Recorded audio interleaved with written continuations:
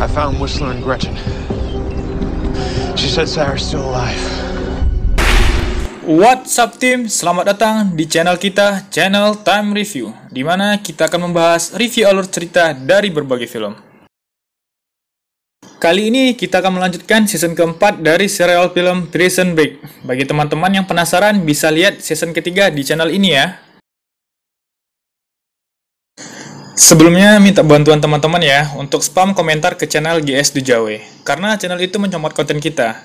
Kita sebagai admin dari Time Review menyampaikan secara terbuka kepada channel Dujawe agar bisa menghargai editan orang. Karena seperti kita tahu bahwa untuk membuat sebuah konten itu perlu waktu, dari bikin skripnya, record voice, dan editingnya. Kita tidak akan merepot kok, malah kita akan mensupport. Kalau untuk memanfaatkan momen sih kita maklumin aja. Karena itu, untuk Mimin Dujawe, mohon kerjasamanya ya, dan sukses untuk karyanya tanpa harus mencomot. Oke Mimin Dujawe, untuk yang ini jangan dicomot ya. Terima kasih, dan buat teman-teman kita lanjut ya. Sebelum memulai, alangkah baiknya bagi teman-teman untuk support kita dengan mensubscribe channel Time Review, dan aktifkan lonceng notifikasinya agar tidak ketinggalan informasi selanjutnya dari channel ini. Oke tim, langsung saja kita ke intronya.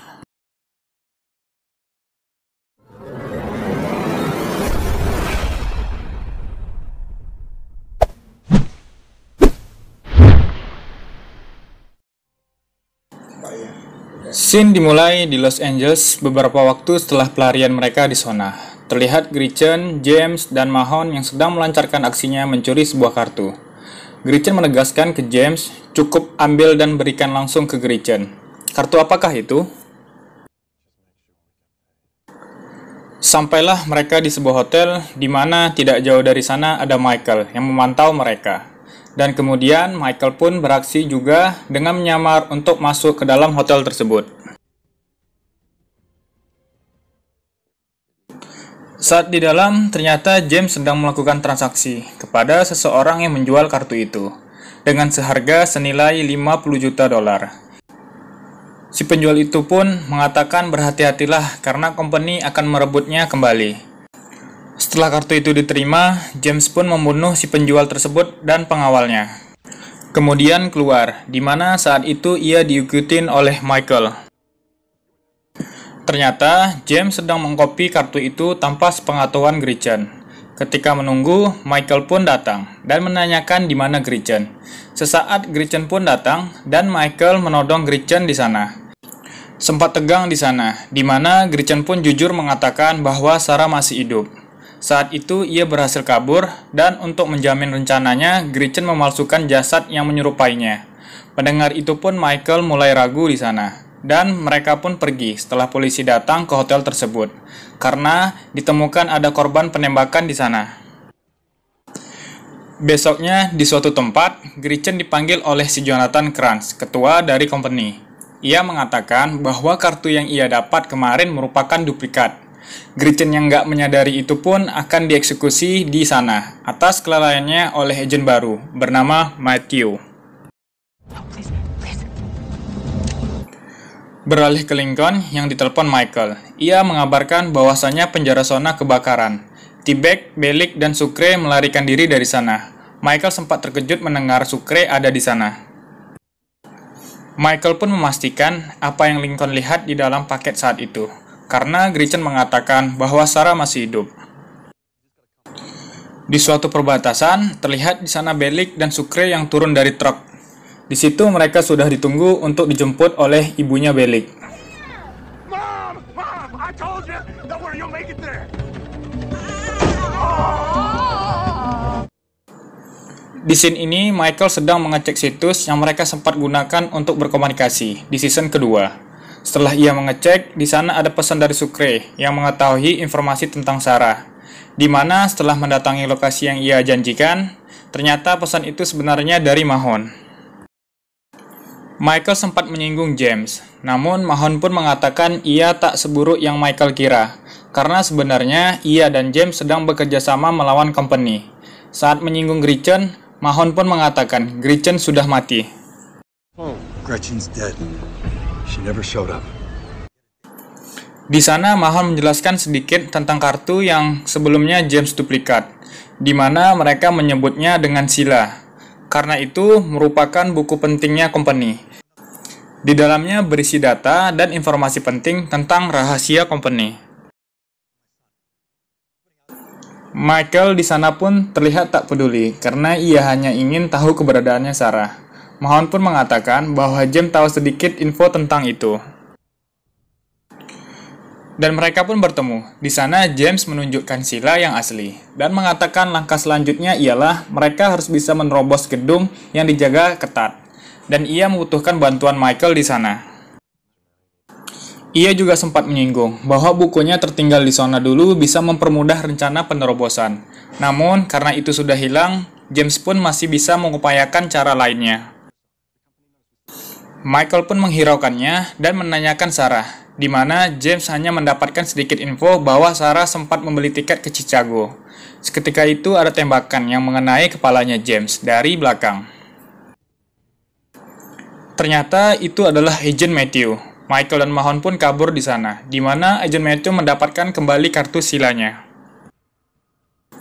Beralih ke Tibet di Panama, setelah ia bersama si Birawati kemarin, ia berencana kembali ke Amerika, dan saat itu ia pun berangkat. Kembali ke Matthew yang memberikan Sheila ke Kranz, ketua company. Setelah mengecek keasliannya, Sheila itu pun diberi ke bawahan lainnya untuk menjaganya. Di situ juga Kranz menyuruh Matthew untuk membereskan sisanya, yaitu Michael, Lincoln, dan Mahon. Terlihat Mahon yang sedang menelepon Pam, mantan istrinya, yang menanyai kabar ia dan anak mereka. Di sana Mahon menjanjikan kebersamaan mereka akan segera terlaksana. Di Panama, saat sedang belanja, Lincoln menyadari bahwa ada orang yang sedang menguntit mereka. Dan ternyata benar saja.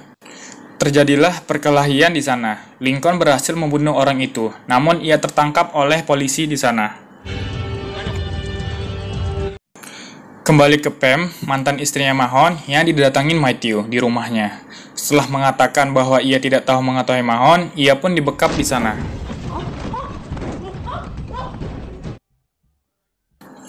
Ketika di telepon umum, Michael menelepon Bruce Bennett, rekan dari ayahnya Sarah. Saat ingin menanyakan Sarah padanya, ada polisi di sana yang segera menangkapnya. Michael. Di ruangan interogasi, ia ditemui oleh Jane bernama Doncev dari Homeland Security. Ia menanyakan perihal Michael yang ada di tempat James terbunuh.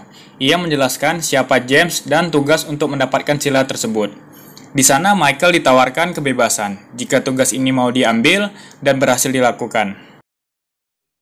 Michael juga dikabari bahwa Lincoln hampir saja dibunuh oleh pihak company. Namun ia berakhir ditangkap dan sekarang ia sedang dalam pemindahan ke Amerika. Doncev juga mengatakan bahwa Sheila merupakan benda yang juga diincar ayahnya dalam tugasnya dulu. Beralih ke Mahon yang mengunjungi Pam. Di sana ia mendapati banyak polisi di depan rumahnya. Karena telah terjadi pembunuhan, Mahon pun syok di sana. Berganti ke Sucre yang mendatangi rumah sakit. Di sana ia menemui anaknya yang telah lahir. Di mana kakak iparnya juga sudah menelpon polisi dengan alasan untuk kebaikan keluarga adiknya. Ia yang bersama Bellick pun ditangkap di sana.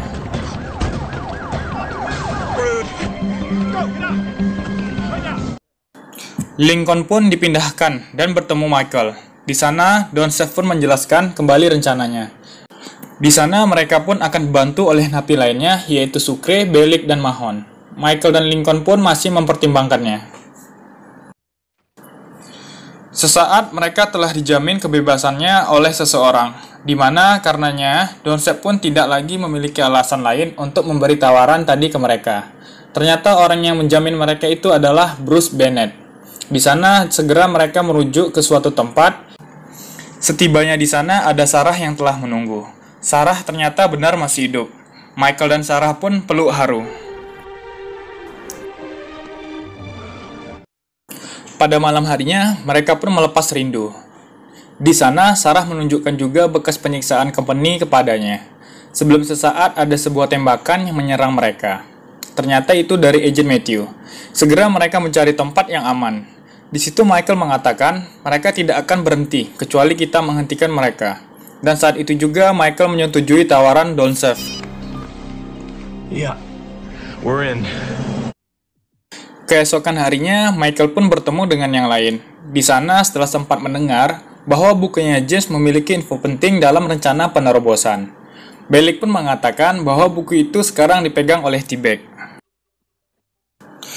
Di sisi T-Bag, ternyata ia dibajak oleh orang yang mengantarnya tadi, dan mereka meninggalkan T-Bag bersama satu orang lelaki gempal di sana. Untuk awal yang baik, mereka diberikan tanda pengenal yang baru, di mana Michael di sana juga menghapus tatonya.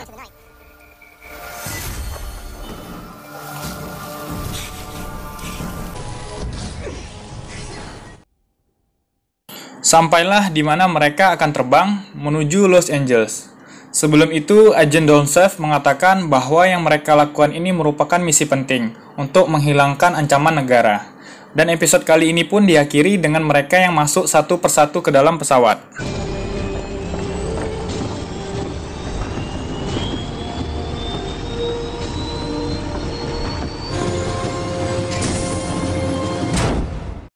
Thanks tim sudah menonton video kali ini. Bagi kritik dan saran bisa ditulis di kolom komentar ya. See you team and have a good time.